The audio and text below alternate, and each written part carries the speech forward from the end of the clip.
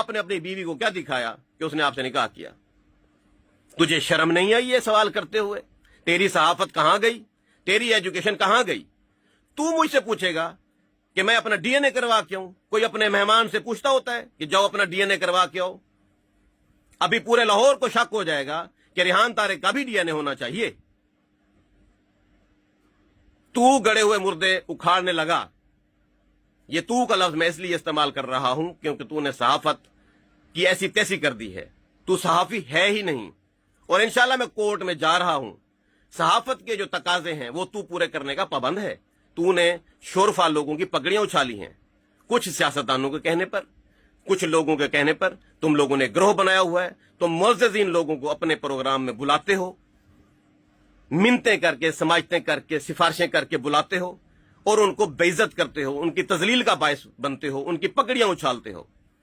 मैं ऐसा नहीं होने दूंगा। मेरे मुल्क में, मेरे पाकिस्तान में ये 2 नंबर सहाफी नहीं रहेंगे। तुमने मेरी हिकमत पे उंगली उठाई, मैं ये उंगली काट दूंगा। मैं एक क्वालिफाइड हकीम हूं। मुझे पता है ड्रग रेगुलेटरी अथॉरिटी क्या होती है। मुझे मेरे मुल्क के सेहत के कवानीन का पूरी तरह से पता है। मुझे पता है हकीमों ने कैसे जीना है, हकीमों ने सर ऊंचा करके कैसे हिकमत को फरोग देना है। आपने मेरी हिकमत पर उंगली उठाई, आपकी इतनी हिम्मत, इंशाल्लाह ये उंगली काट दी जाएगी। और बाकी आपने जो ये वतीरा बनाया हुआ है कि आप पब्लिक को बुलाते हैं, इंशाल्लाह अब आपके प्रोग्राम में कोई बाइज्जत आदमी नहीं जाएगा। आप मिन्नतें करेंगे, आप लोगों के जूते पॉलिश करेंगे, लेकिन आपका ये जो 24 न्यूज है ये अब वो चलने वाला नहीं है। इसकी मार्केटिंग ऐसे धड़ाम से गिरेगी, कोई शरीफ आदमी आपके दफ्तर में नहीं बढ़ेगा, चाहे आप किसी से भी फोन करवाएं। What is this? ये सहाफत है आपकी कि आप लुच्चर किस्म के सवालात कर रहे हैं? इस पूरे प्रोग्राम में तारिक रेहान साहब आप साबित क्या करना चाह रहे थे? व्हाट? क्या? कौन सी वाली तनकीद? आपने कौन सी मुल्की लेवल की बात की? जंगी लेवल की कौन सी बात की? मिसाइलों की कौन सी बात की? पॉलिटिक्स की कौन सी बात की? टन टन लोहापाड़ मेरे प्रोडक्ट हैं, इनकी सेल न रुकी है न रुक सकती है। ये डिमांडेड दवाइयां हैं, पूरी वर्ल्ड में जा रही हैं और जाती रहेंगी। मैंने नो कमेंट की जगह कंप्यूटर जनरेटेड लफ्ज इस्तेमाल किया और मैं अपने अल्फाज पे कायम दायम हूं। और बाकी आपने जो मेरे साथ मुआहदा किया था कि पैसे दूंगा, घुमा फिरा के इस प्रोग्राम को वायरल करो ताकि मेरी वो रेटिंग बढ़े, आपकी रेटिंग मैंने बढ़ा दी। अभी मुझे बताओ कि मुझे कितना % देना है? सीधे राह से देना है या कोर्ट में आके देना है? और आप अपनी सहाफती डिग्रियां भी साथ लेकर आएंगे। पाकिस्तान के तमाम सहाफी हजरात से मेरी गुजारिश है कि इस प्रोग्राम पर तबसरा करें कि क्या सहाफत का मेयार यही है? को मैं जानता ही नहीं हूं।